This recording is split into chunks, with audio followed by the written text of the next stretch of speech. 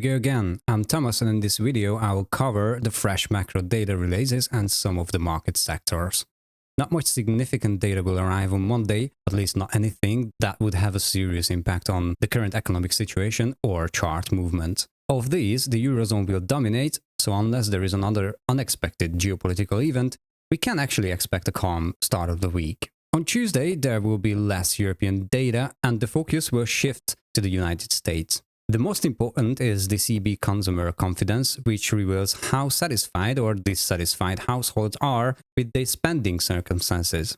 It may not sound important, but it is very important for large companies like Apple as they conclude expected product sales from such data. Traders are also aware of this and react accordingly, especially to this data. In addition, from the new home sales data at 4 in the afternoon, by the way Central European time, we can see how sales of newly built homes are shaping up. And well, there have been surprises this year. Also, there is a production index, the Richmond Manufacturing Index, from which we do not expect a world-saving economic recovery, but precisely because of this, if it showed an unrealistic figure, it would draw our attention.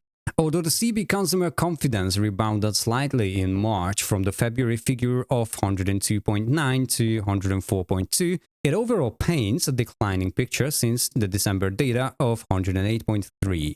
Last month, banking issues did not fully impact, so it may now be influenced considering that real inflation values are not improving, which is already having a noticeable effect on households.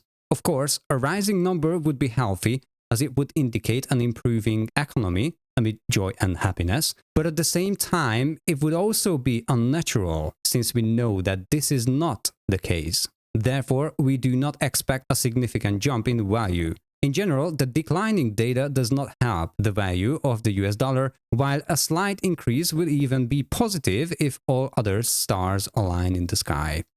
So let's go for the next day. On Wednesday morning, Australian inflation result arrive, followed by data of durable goods orders from the United States. This is important because it will show how much companies producing durable goods, such as Tesla, are focusing on increasing or decreasing production, which can obviously affect their revenue and therefore their performance. This, in turn, has an impact on stock market prices. By the way, a core data will also be released, which excludes data from the highly volatile transportation sector, as this may interfere with the findings depending on the purpose of the data investigation. The core durable goods orders data is important because it excludes the transportation sector from the equation. This is understandably an important factor amid current economic issues, as products produced for transportation are generally the most expensive and they show further activity. This activity in turn distorts the production data of durable goods that even ordinary households purchase. So whether we look at the core or non-core data depends on why we need the data. In this example, we want to monitor the production rate of durable goods purchased by households, such as vacuum cleaners. We can partially deduce the economic slowdown from this as well, as supply chain problems or reduced demand may lurk behind less production. We also face supply chain issues during and after the pandemic, but the current cause of the slowdown is demand. Demand may primarily decrease due to the high inflation, as we won't buy as many vacuum cleaners when prices rise. Additional problems may be difficulties in borrowing. We haven't faced this lately, but what is delayed is not lost. However, if this data decreases, it is likely that the revenues of the companies producing these goods will also decrease. This affects corporate performance, which in turn affects stock market valuation. So it is very important for the long-term followers of this sector. And here it is worth highlighting that we are not talking about Tesla, but vacuum cleaner factories. The data has slowed down and converges to zero, which means very little production. If you follow my work, you already know that we are not surprised by this data, because PMI data constantly throws this information in our face. But let me give you an example how to use this data. Let's say a rosy fog surrounds you because of a vacuum cleaner factory's shares. You're going crazy, you want to buy shares so much, but you see that it has not been performing very well lately. The stock price is very low, perfect for buy the dip strategy, but you also worry because you watched a few of my videos and found out that just because it's cheap, it's not guaranteed that it won't get cheaper or that it will rise anytime soon. Well, you ask me what I think of the vacuum cleaner factories shares. I won't give you investment advice, but I will teach you how to read the chart. I also look at this data as it describes the entire vacuum cleaner industry's performance, and I see that there is more life in the dead fish than in the vacuum cleaner factories. Based on this, I suggest you watch this chart and do two things. One, watch this chart starts to rise in a trend, so not just spikes, but as it came down in a trend, it should start up in a trend as well. This shows how healthy the industry is. If it rises, people have started buying vacuum cleaners again, completely unnecessary. One would be enough, but that's how people are. They need to buy everything. So your favorite company is likely to start making a profit again if it didn't die during the crisis. Second, if this happens, it is not certain that the stock price will rise. For that, you need many other people besides you to be interested in the shares of vacuum cleaner factory. So, the next step is technical chart reading, where you can read the signs of whether others are judging it well. If yes, your analysis is done. If not, look for another vacuum cleaner factory until this one is well judged on the stock market. And this is the same data, but it includes the production orders for products needed for transportation. This is also used for information if we are looking for macroeconomic data affecting car factories, for example. Yes, this is where Tesla-like companies come in. However, this data also has a significant impact on GDP, so those interested in GDP are more likely to choose to monitor this data. Why would you be interested in that? Because you want to know in advance what will happen on the chart, right? I have a bad news. You won't know in advance, but you can be incredibly good at calculating the odds. GDP has a strong influence on the DXY. If this data rises, it may imply an improving GDP.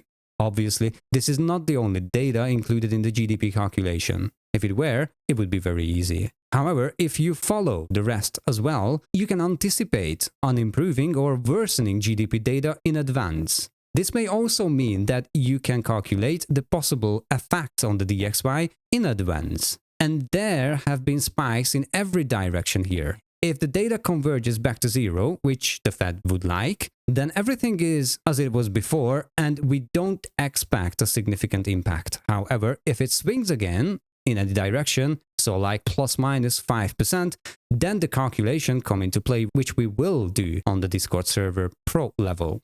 And now Thursday comes, but with more significant data. The United States is in the spotlight, of course. By the way, many people in the EU may not understand why we deal with so much data from the United States when we trade on the European stock market, for example. Well, this is necessary because changes in the United States influence the whole world at the dominant level, both financially and economically, and practically in almost every sector. For example, Thursday's advanced GDP is the first data that provides insight into the change in GDP for the given month. The change in the US GDP maps its import, export, and production levels. As the United States is one of the world's largest importers, it affects the export of European or any other region, therefore impacting their economic development. So if money runs out in the US, they will order fewer Hungarian paprika and the Hungarian GDP will collapse to the basement and go bankrupt. In addition, unemployment claims data will arrive,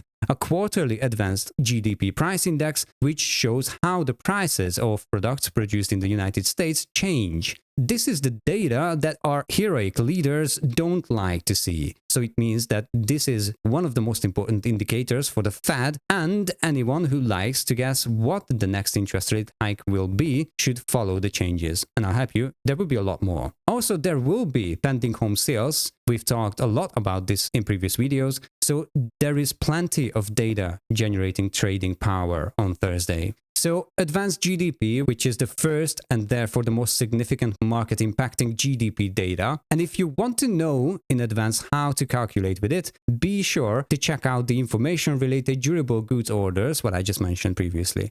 It's a quarterly figure, so we don't discuss it often. But its impact on the DXY could be more serious, especially on this day when other very important data are coming. Therefore, we cannot assume what the result and effect of only this one could be, but we must consider it with all other data. Our last reading was a stagnant 2.9%, which was later revised to 2.6%. So after revision, it is considered as worsening. But there is no problem. This is what the Fed wants, slowing GDP. Not too much, just a tiny bit slower. So there won't be any trouble as long as the number remains roughly stagnant. However, anything above 3.5% would be considered somewhat too high, while below zero logically would mean Armageddon. It's a delicate situation for someone who would like to see a rising DXY, because that would require an improving GDP. But the Fed doesn't want that, so we would be going against the Fed. This plan has never worked well for anyone, by the way. For those who would like to see a sinking DXY, it's well easier. The Fed is a friend in this game, and stagnation doesn't really have a driving force. And now let's move to the last day of the week, and we haven't had a Friday like the upcoming one in a long time due to the large amount of macro data and the fact that they are being published worldwide. As you can see on the screen, there's a lot of them. The Japanese will dominate the morning hours, so forex traders might want to keep an eye of the Bank of Japan's monetary policy report and several other useful data that could affect the Japanese yen exchange rate. From the Eurozone, we have the German prelim CPI, which we know the ECB fears like a squirrel fears a forest fire. The head of the Swiss National Bank will also speak at 10 a.m. Central European Time, but the afternoon promises to be even more eventful. First, we have Canadian GDP data, followed by core PCE price index from the United States, which is critically important due to the Fed, but the dollar will likely continue to rally to either direction as employment cost index, Chicago PMI, revised consumer sentiment, and the Treasury currency report are also arriving. Each of these can trigger wild movements on the lower timeframes, especially on DXY. The reason prelim, so preliminary, is prelim is because it's a pre-published kind of focused data, which will then provide a basis for the final CPI data. This is not calming my nerves, as it has been consolidating for 3 months without any significant decline. Therefore, there is a lot of tension surrounding this prelim CPI data right now. It goes without saying how crucial this data is for the EU.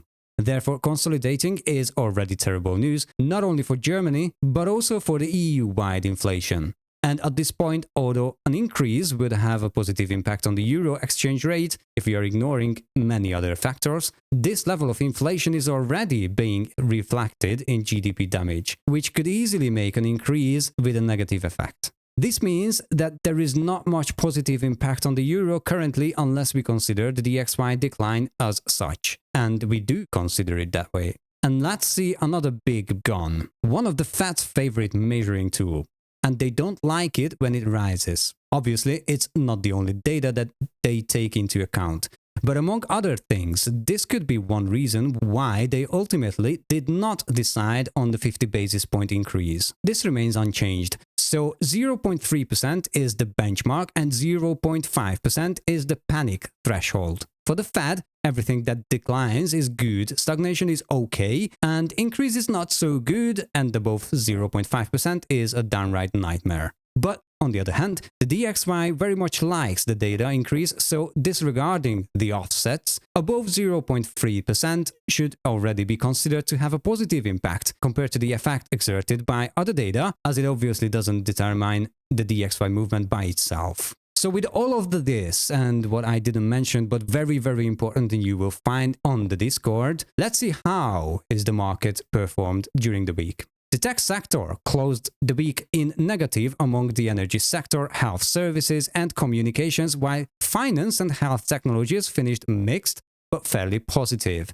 The winner of the week is retail, communications, producer, manufacturing and utilities. And there is one thing, The Berkshire Hathaway is indeed worth to mention, as it finally breaks through the massive resistance zone between 319.15 and 321.65, signaling a successful retest after a golden cross on the daily chart. Although the breakthrough is pretty weak due to the absence of confirmed breakthrough, Friday's candle closed above the closing on the day before. The volume, however, somewhat declines, so there is not much momentum right now, especially with the RSI is on the highest reading since December. While short sellers can concerned about the zone right below the price, buyers are happy to see that the next resistance is pretty far away at 344.53. On the other hand, to get in there, we need momentum, which is a little weak nowadays. Tesla earnings arrived on Wednesday, showing some expected decline in revenue. After some revision of cycle analysis on the Tesla, it is now clear that the expected cycle close isn't late a few days, as I thought earlier, but it is about to happen now, with the new cycle close is 26th of April. On the other hand, the MACD is about to slip under the zero line, which means the momentum is strengthening in the favor of sellers. The actual weight line is the resistance level at 153.16, so the negative sign is a little bit early. But it is all depends on the upcoming possible cycle opening on 26th of April. So watch out, this will be a very, very exciting week on the stock market. The Forex market was very exciting last week as well. And most of our plans went very well according to technicals. New Zealand dollar keeps its word and declining after the break and retest of the bearish flag, same as the Canadian dollar. However, on US trading days, the CXY was the weaker, or let's put in the other perspective, that it was stronger to the downside. At the same time, the DXY has completed a 5 days nerve-wracking consolidation, and the euro took advantage of this, gathering some momentum to the upside. Other indexes are slightly uncertain, but the mentioned ones are expected to open the next week on a stable way, so we are really watching this now. But here is some surprise. Now, I'm not saying that the crypto market is looking bad, but that was the worst performance since last November. The whole market closed the week in negative apart from just a few exceptions. If we take a look on the total market cap, we can clearly see that the most important zone, which could declare some kind of bull trend on the crypto market, gave a firm rejection to the price at close to 1.26, which resulted a sharp decline. Right back under the zone support at 1.12 and the 50 EMA, so it's exponential moving average, on the daily time frame. This also means that the crypto market does not want to be in a bull trend just yet. So the be careful strategy works way better than the let's spin the roulette strategy. We have support at 1.03, but what we are experiencing now is capital withdrawal from the market, taking that the DXY is indeed not flying to the moon right now. If the 200 EMA, so this is also the 200 exponential moving average, would not hold, the previous golden cross could be in way big danger. There are no serious structure breaking yet on larger assets like Bitcoin, Ethereum, and in fact BNB is performing way better than the other two. But this is signaling to us that we must be careful at the supports and check the momentum on these charts.